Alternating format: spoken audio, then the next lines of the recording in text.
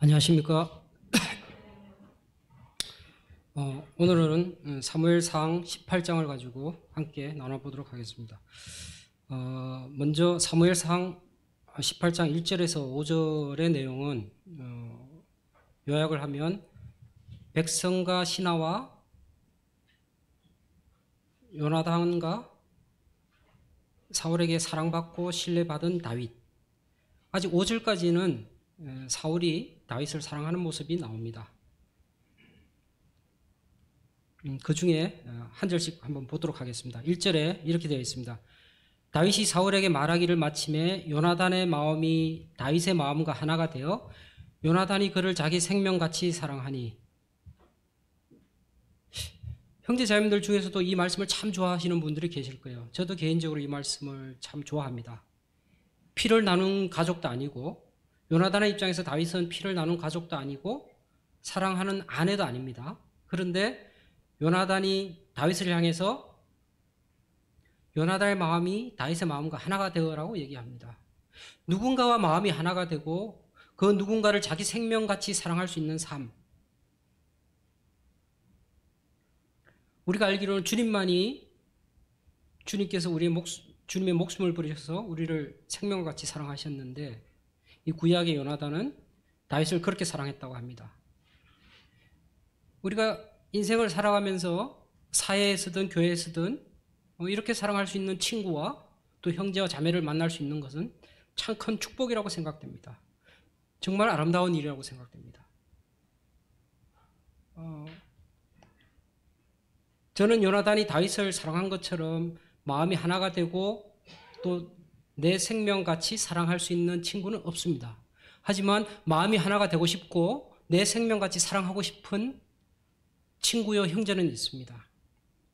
늘 그 형제를 위해서 기도하고, 저에게는 개인적으로 이서훈 형제가 이와 같은 사람입니다. 그래서 늘 이서훈 형제와 마음이 하나가 되길 원하고 그 형제를 내 목숨과 같이 사랑할 수 있기를 원하고 있습니다. 1절 말씀에서 특별히 우리는 요나단의 마음이 다윗의 마음과 하나가 되어라는 이 구절에 좀 더 초점을 맞출 필요가 있다고 생각되는데요. 요나단의 마음은 어떻게 다윗의 마음과 하나가 될 수 있었을까요?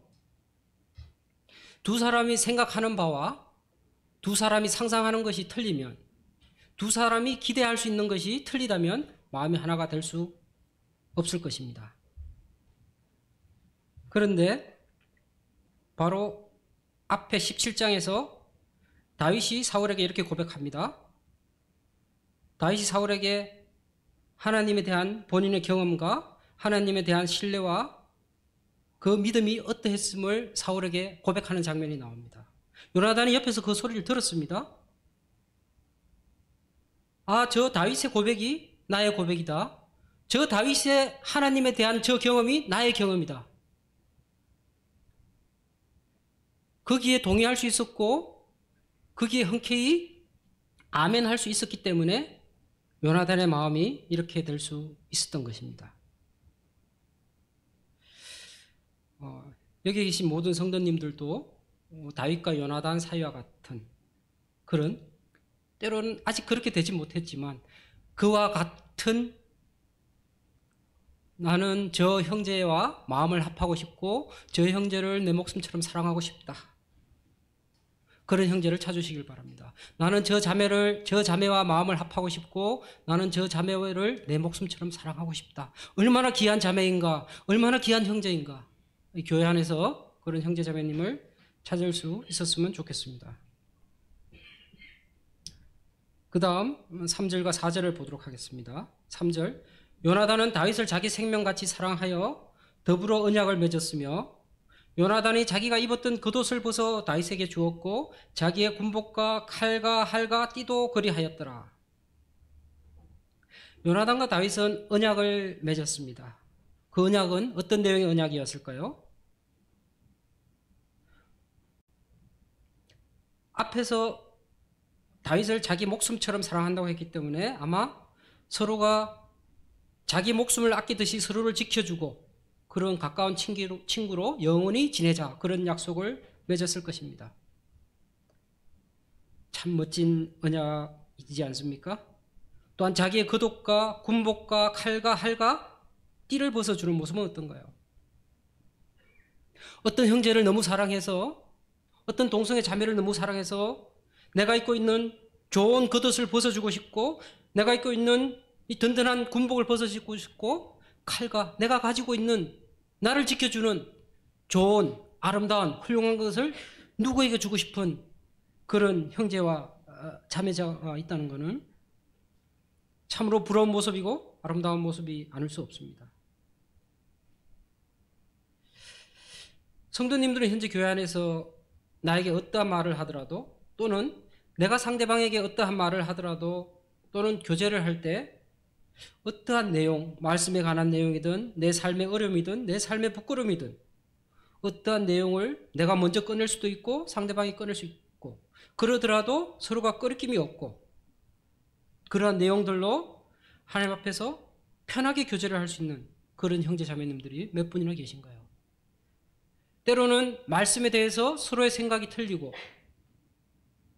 때로는 어떤 것을 바라보는 관점이 다를지라도 주님 안에서 그 모든 것들이 이해가 되고 인정이 되고, 너와 나가 다르지만 우리는 하나님 안에서 한 형제요 자매이기 때문에 서로를 있는 그대로 이해해주고 받아주고, 때로는 상대의 생각을 흡수하기도 하고 내 생각을 상대에게 이해시키기도 하고, 우리가 교회에서 함께 모이는 것은 이 교회 안에서 사랑하는 형제 자매님과 진정으로 하나님의 어떠하심과 예수 그리스도의 어떠하심과 교회의 지체로서의 서로의 사귐과 그 사귐의 아름다움을 느끼고 배우기 위해서 다니는 것입니다. 만약에 교회에서 우리의 교제 속에 그런 것을 느낄 수 없다면, 그런 것을 가질 수 없다면 참으로 안타까운 일이 아닐 수 없습니다.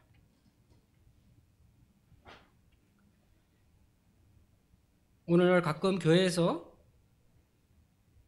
솔직한 교제를 한다는 것이 점점 어려워지고 있다라는 얘기를 듣게 됩니다. 정말 진솔한 교제보다는 많이 아는 척, 많이 착한 척, 많이 고상한 척 하는 태도들 때문에 교제가 재미가 없다라는 얘기들이 들리기도 합니다.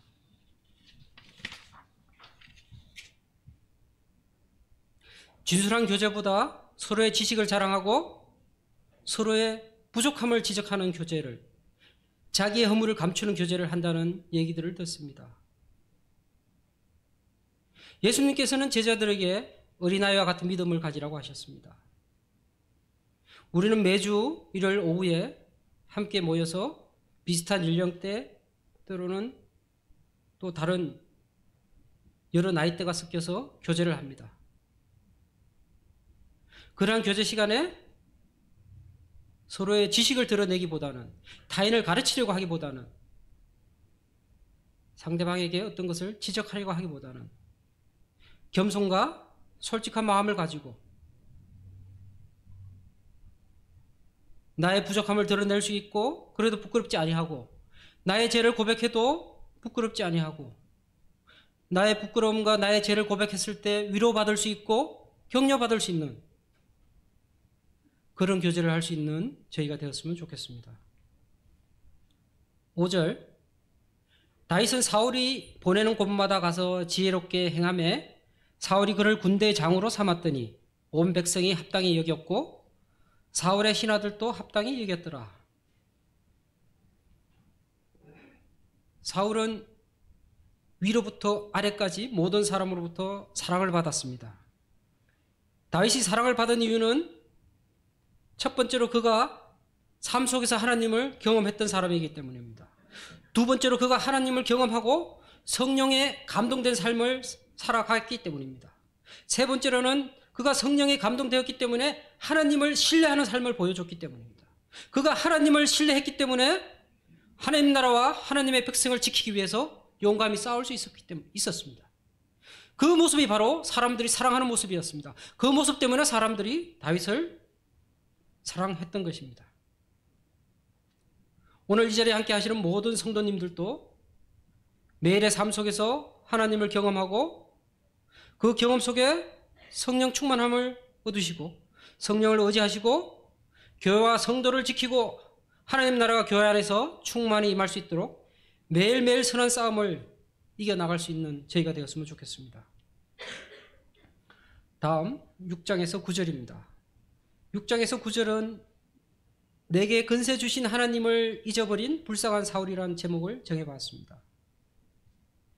6절에 보면 무리가 돌아올 때 곧 다윗이 블레셋 사람을 죽이고 돌아올 때에 여인들이 이스라엘 모든 성읍에서 나와서 노래하며 춤추며 소고와 경세를 가지고 왕 사울을 환영하는데 여인들이 뛰놀며 노래하여 이르되 사울이 죽인 자는 천천히요 다윗은 만만이로다 한지라. 사울이 그 말에 불쾌하여 심히 노하여 이르되 다윗에게는 만만을 돌리고 내게는 천천만 돌리니 그가 더 얻을 것이 나라 말고 무엇이냐 하고 그날 후로 사울이 다윗을 주목하였더라.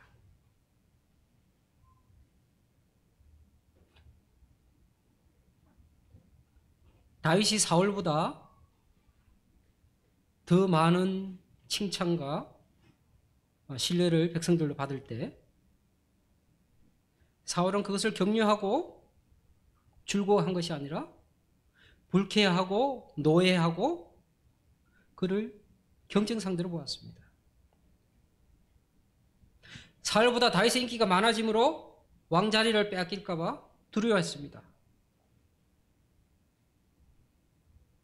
어쩌면 왕자리를 뺏기는 걸 두려워하는 것은 당연한 것입니다. 하지만 사울은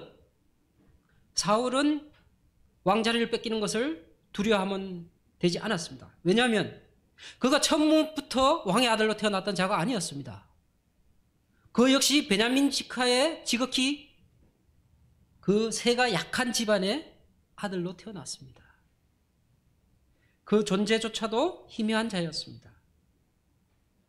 그가 지극히 작은 집안에서 겸손한 자였을 때 그때 하나님으로부터 왕의 자리가 주어졌던 것입니다.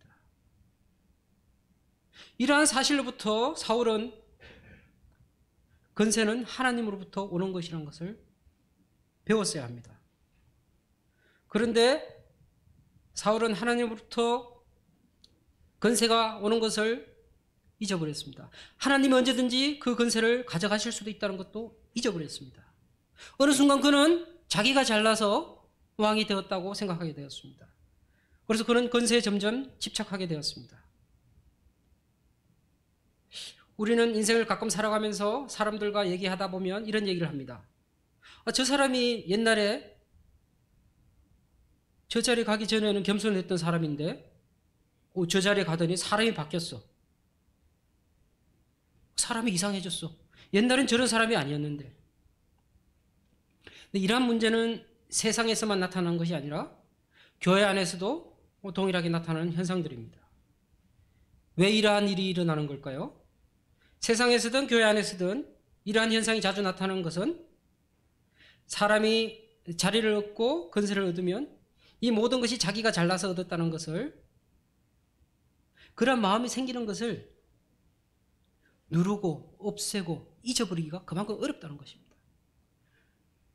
우리가 열왕기 상하나 역대 상하를 보면 많은 왕들이 젊은 시절에 어려운 시절에 하나님께 도움을 구하고 그가 그 어려움을 이겨내고 이스라엘이 강성해지고 자기 자리가 공고해졌을 때 완전히 자리가 잡혔을 때 그 이후에 그들이 갑자기 교만해지고 하나님을 불순종하고 우상을 섬기고 그런 모습들을 보게 됩니다. 이러한 역사들은 계속해서 반복됩니다. 우리 인간의 마음은 너무나 교만하고 연약하기 때문에 이러한 유혹으로부터 피해갈 수는 없습니다. 그러면 우리는 늘 우리는 이러한 존재구나. 우리는 늘 교만해질 수밖에 없는 존재구나. 그러므로 우리는 늘 겸손을 생각해야 되는구나. 내가 오늘 겸손했는가? 내가 이 순간 겸손했는가? 내가 오늘 미팅을 하고 난 다음에 오늘 내가 그 자리에서 겸손했는가? 내가 오늘 누군가 교제를 하고 난 다음에 내가 그 자리에서 겸손했는가? 우리는 늘 이것을 생각하지 않으면 교만의 자리에 앉게 됩니다. 남에게 교만하다는 소리를 듣게 되고 실제 교만한 모습을 보이게 됩니다.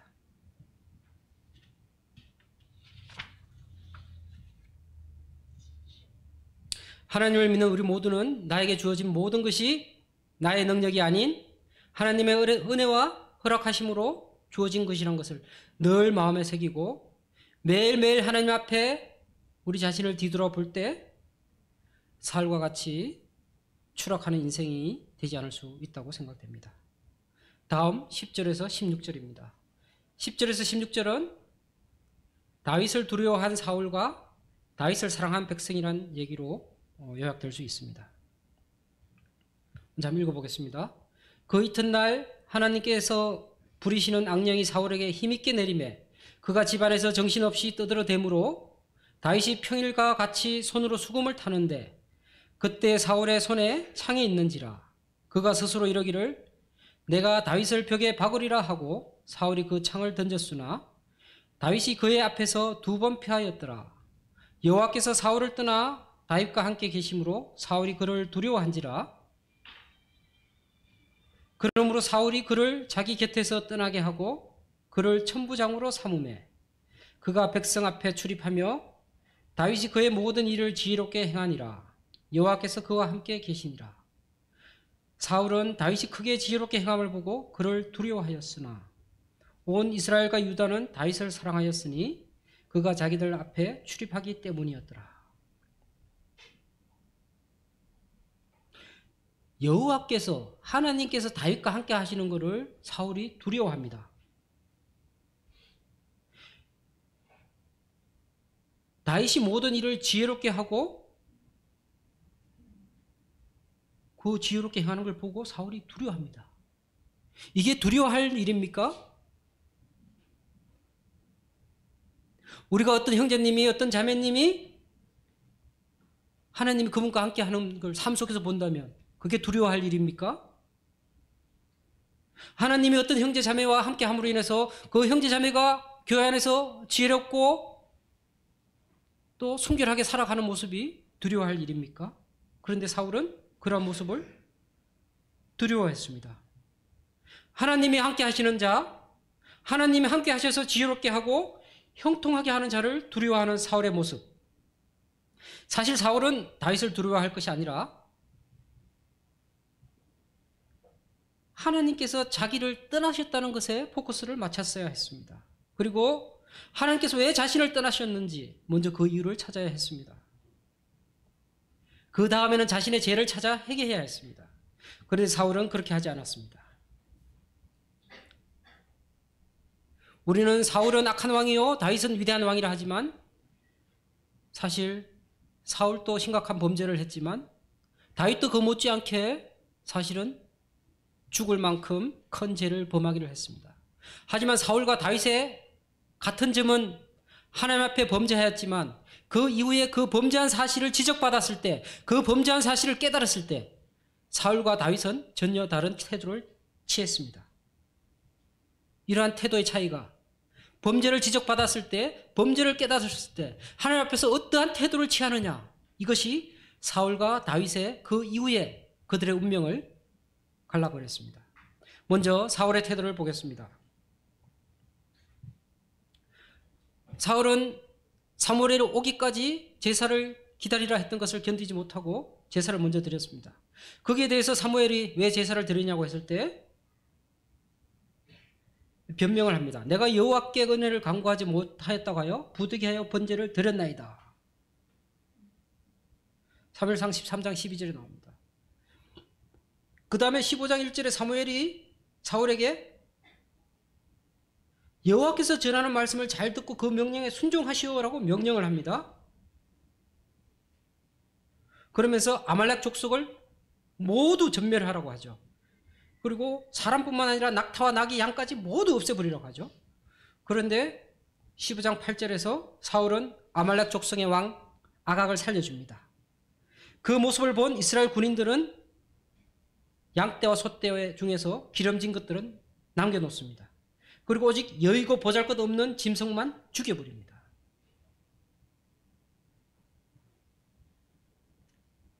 그 다음에 15장 11절에서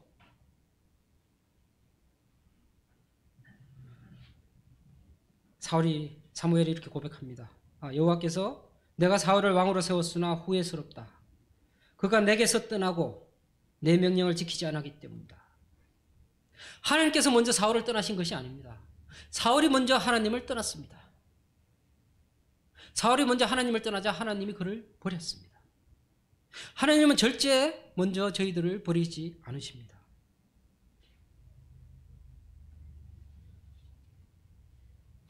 그런데 여호와의 이런 말에 대해서 사울 자기 자신도 아닌 사무엘은 그 여호와의 마음을 바꾸어 보려고 밤새도록 부르짖으며 기도를 합니다. 그런데 사무엘은 자신을 위해서 이렇게 기도를 해주는데 그 어디에도 사울이 자기의 범죄함에 대해서 하나님께 용서를 구하는 장면은 나오지 않습니다. 오히려 그 다음 15장 12절에 갈멜 성읍에다 자기의 성전비를 세우고 길갈 성소로 내려갔다는 얘기가 나옵니다. 그의 교만이 드러났습니다. 그러면서 13절에서는 저는 여호와의 명령대로 하였습니다 라고 거짓말을 합니다. 그 다음에 15절에서는 또 다른 변명을 합니다. 그리고 그 이후에도 계속 15장 19절부터 24절까지 불순종과 변명과 거짓말과 변명과 계속 되풀이 됩니다. 변명과 거짓말과 불순종이. 그 어디에도 자기의 잘못을 인정하는 부분이 없습니다. 그 어디에도 자기의 잘못에 대해서 하나님께 잘못을 구하는 부분이 없습니다. 근데 다윗의 태도는 어떠했을까요? 사무엘 하에 가면 다윗이 우리아의 아내 밧세바를 범합니다. 그리고 그 밧세바가 임신한 것을 알고 자기의 죄악이 드러나지 않기 위해서 밧세바의 남편 우리아를 불러들입니다. 그리고 우리아에게 집에 들어가서 잠시 쉬어갔다고 하죠. 그럼 동침을 하게 되면 그 아이가 우리아의 아이인 것처럼 오해하게 되니까. 그런데 이 충성스러운 군인은 자기의 상관과 다른 동료들이 전쟁터에서 싸우고 있는데 내가 어찌 이 시기에 내 아내에게 들어가려 해서 들어가지 않았습니다. 그러면은 다윗이 여기에서 그만두고 자기의 잘못을 뉘우쳐야 되는데 아직까지는 뉘우치지 못합니다. 그러면서 사무엘하 11장 15절에서 다윗은 오히려 우리아에 대한 살인명령을 내립니다. 그 편지에 써서 이러기를 너희가 우리아를 맹렬한 싸움에 앞세워 두고 너희는 뒤로 물러가서 그로 맞아 죽게 하라 하였더라.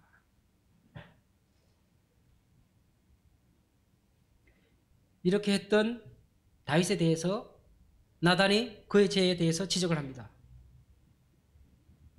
12장 13절 사무엘하 다윗이 나단에게 이르되 내가 여호와께 죄를 범하였노라 하며 나단이 다윗에게 말하되 여호와께서도 당신의 죄를 사하셨나니.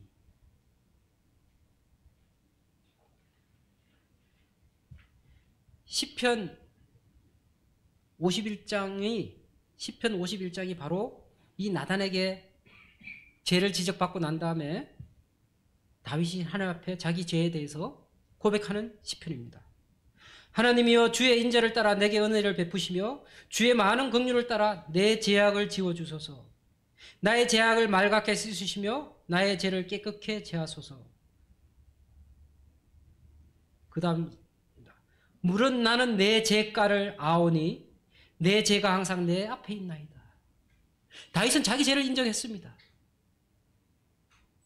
다윗은 자기 죄를 인정하고 하나님 앞에 무릎 꿇고 자기의 잘못을 고백하고 그 죄를 용서해 달라고 했습니다.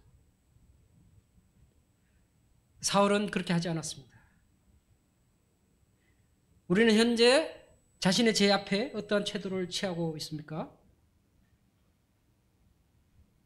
사울의 태도인가요? 다윗의 태도인가요? 요한일서 8장 10절에서 죄에 대해서 이렇게 말씀하고 계십니다.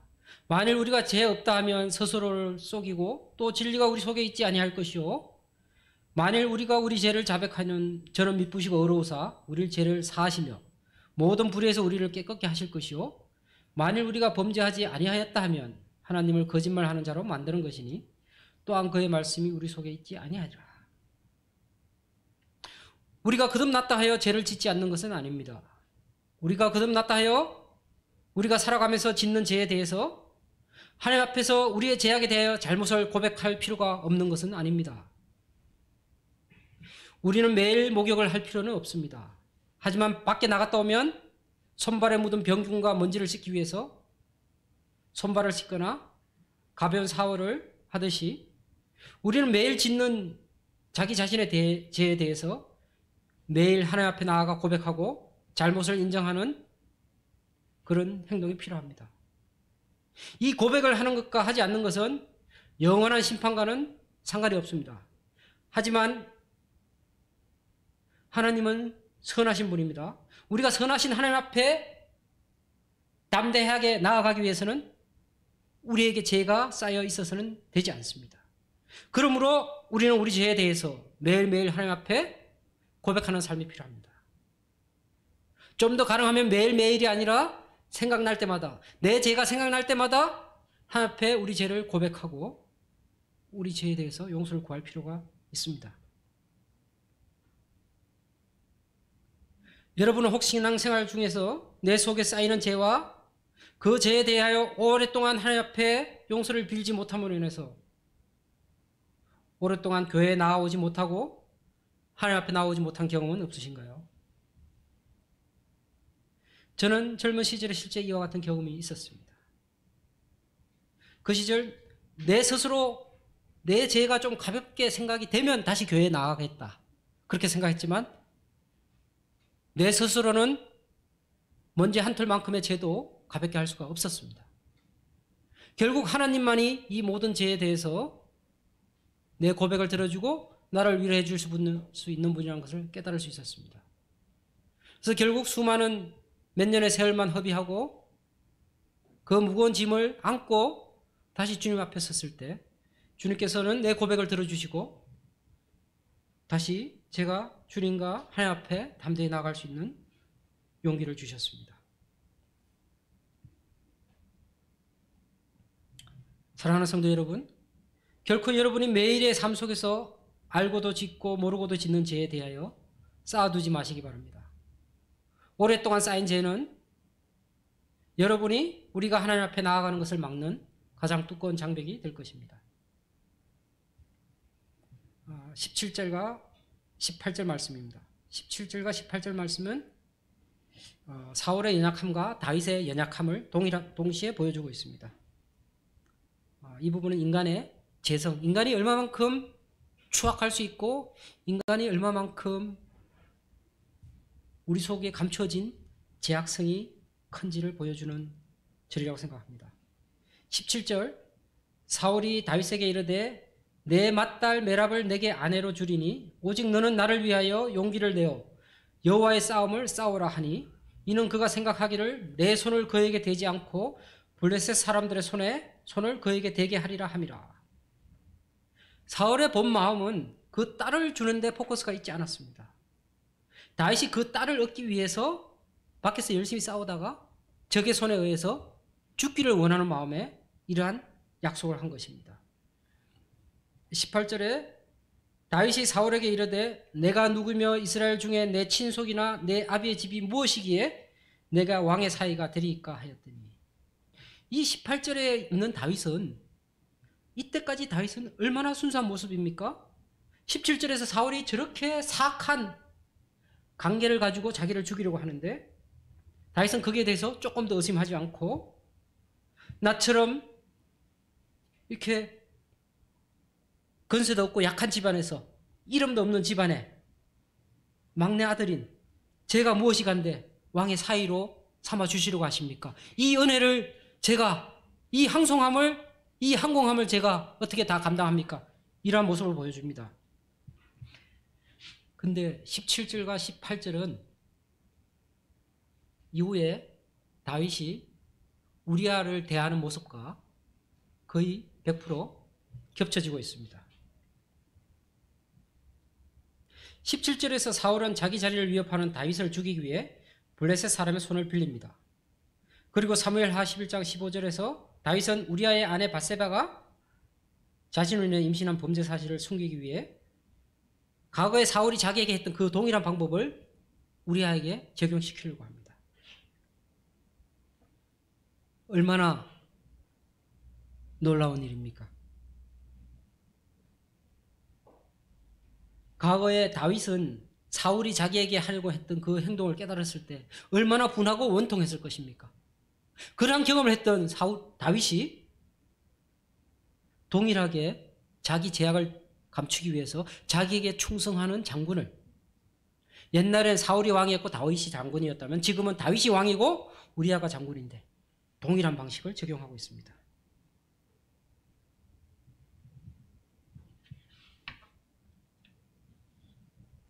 또 사무엘하에서 이렇게 얘기하고 있습니다. 그 편지에 써서 이르기를 너희가 우리아를 아까 앞에서 읽어줬던 부분입니다. 우리아를 맹렬한 싸움에 앞세워두고 너희는 뒤로 물러가서 그로 맞아 죽게 하라 하였더라. 그 다음에 사무엘 12장 9절에 이렇게 되어 있습니다. 그러한데 어찌하여 내가 여호와의 말씀을 업신여기고 나 보기에 악을 행하였느냐? 내가 칼로 햇사람 우리아를 치되 암몬 자손의 칼로 죽이고 그의 아내를 빼앗아 내 아내로 삼았도다. 다윗이 우리아의 아내를 뺏기 위해서 암몬 자손의 칼로 죽이려고 하는 흉계를 꾸몄습니다. 사울이 다윗을 죽이기 위해서 블레셋 사람의 칼로 다윗을 죽이려고 했지만 똑같은 모습입니다. 18절에서 겸손하고 순수한 다윗의 모습은 사울의 업무를 전혀 알아차리지 못하고 사울이 딸을 준다는 그 기만술에 감격을 합니다. 동일하게 우리아 장군 역시 다윗이 자신의 죄를 덮기 위해 잠시 자신의 집에 휴식을 취하라고 하는데 이 우리아는 왕이 자신을 아껴서 이러한 권유를 하는 줄 알고 다윗의 사랑에 감격하여서 집으로 내려가지 않는 충심을 보여줍니다. 이 우리아가 집으로 내려가지 않으니까 다윗이 우리아에게 다시 권합니다. 어떤 사람이 다윗에게 아뢰되 우리아가 그의 집으로 내려가지 아니하였나이다. 다윗이 우리아에게 이르되 내가 길 갔다가 돌아온 것이 아니냐 어찌하여 내 집으로 내려가지 아니하였느냐 하니 우리아가 다윗에게 아뢰되 언약궤와 이스라엘과 유다가 야영 중에 있고 내 주 요압과 내 왕의 부하들이 바깥들에 진치고 있거늘 내가 어찌 내 집으로 가서 먹고 마시고 내 처와 같이 자리이까? 내가 이 일을 행하지 아니하기로 왕의 살아계심과 왕의 혼의 살아계심을 두고 맹세하나이다 하니라. 이제 19절과 30절입니다. 19절과 30절은 건세를 사랑하는 사람이 사는 법이라고 제목을 지어봤습니다. 사울의 딸 메랍을 다윗에게 줄 시기에 무올라 사람 아드리엘에게 아내로 주었더라. 사울의 딸 미갈이 다윗을 사랑하며 어떤 사람이 사울에게 알린지라. 사울이 그 일을 좋게 여겨 스스로 이르되 내가 딸을 그에게 주어서 그에게 올무가 되게 하고 블레셋 사람들의 손으로 그를 치게 하리라. 사울은 아직도 다윗을 죽이기를 포기하지 않고 있습니다. 이에 사울이 다윗에게 이르되 내가 오늘 다시 내 사위가 되리라 하니라. 사울이 그의 신하들에게 명령하되 너희는 다윗에게 비밀히 말하여 이르기를 보라 왕이 너를 기뻐하시고 모든 신하도 너를 사랑하나니 그런즉 내가 왕의 사위가 되는 것이 가하니라 하라. 사울의 신하들이 이 말을 다윗의 귀에 전하매 다윗이 이르되 왕의 사위 되는 것을 너희는 작은 일로 보느냐 나는 가난하고 천한 사람이라 한지라. 사울의 신하들이 사울에게 말하여 이르되 다윗이 이러이러하게 말하였더이다 하니 사울이 이르되 너희는 다윗에게 이같이 말하기를 왕이 아무것도 원하지 아니하고 다만 왕의 원수의 보복으로 블레셋 사람들의 표피 100개를 원하신다 하라 하였으니 이는 사울의 생각에 다윗을 블레셋 사람들의 손에 죽게 하리라 함이라. 사울의 신하들이 이 말을 다윗에게 아뢰매 다윗이 왕의 사위 되는 것을 좋게 여기므로 결혼할 날이 차기 전에 다윗이 일어나서 그의 부하들과 함께 가서 블레셋 사람 200명을 죽이고 그들의 표피를 가져다가 수대로 왕께 드려 왕의 사위가 되고자 하니 사울이 그의 딸 미갈을 다윗에게 아내로 주었더라. 여호와께서 다윗과 함께 계심을 사울이 보고 알았고 사울의 딸 미갈도 그를 사랑하므로 사울이 다윗을 더욱더욱 두려워하여 평생에 다윗의 대적이 되니라. 블레셋 사람들의 방백들이 싸우러 나오면 그들이 나올 때마다 다윗이 사울의 모든 신하보다 더 지혜롭게 행하며 이에 그의 이름이 심히 귀하게 되니라. 19절과 30절에서 사울은 다윗을 죽이기 위해서 지속적으로 거짓말을 하고 지속적으로 살인 명령을 내리고 또한 거짓과 살인 명령에 대해서 완전히 무감각한 모습을 보여주고 있습니다. 이 18장에 드러난 사울의 모습들을 보게 되면 하나님의 사람도 건세와 명예와 물질의 그 삶의 포커스가 빼앗기게 되면 하나님 앞에서 점점 변명이 늘어나게 되고 하나님 말씀에 불순종을 하게 되고 또 하나님 앞에 거짓말이 늘어나게 되고 때로는 이 사울의 모습처럼 살인도 서슴지 않고 거짓말과 살인에 대해서 점점 무감각해지는 그런 모습들을 보게 됩니다. 사실 이러한 모습들은 이 살인이라는 부분을 제외하면은 한국의 많은 대형 교회 개척 목사님들이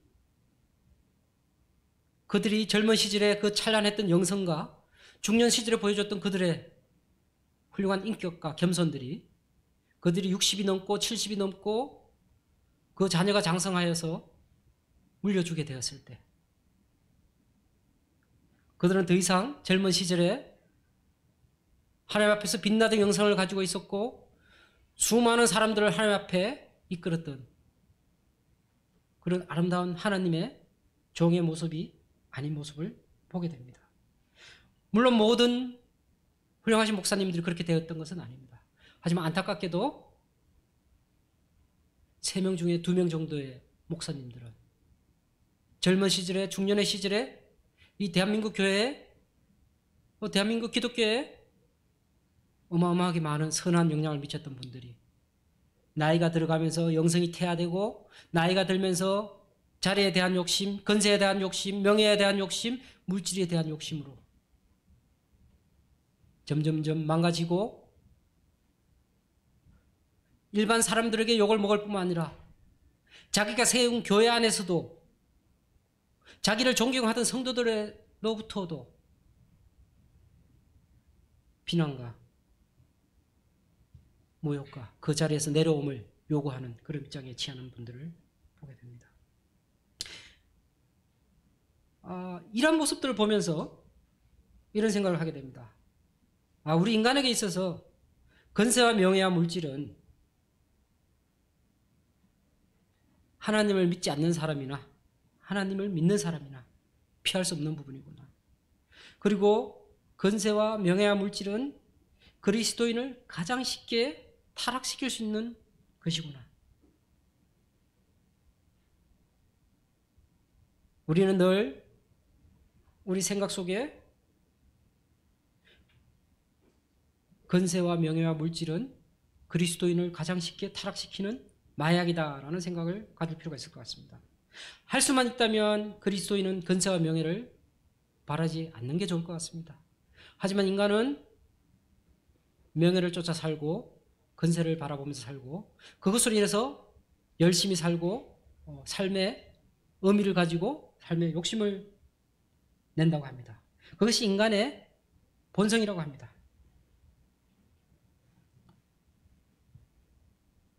피해갈 수 없는 이 욕심에 대해서 우리는 늘 경계하면서 잠언 30장 8절의 말씀이 우리의 늘 기도가 되었으면 좋겠습니다.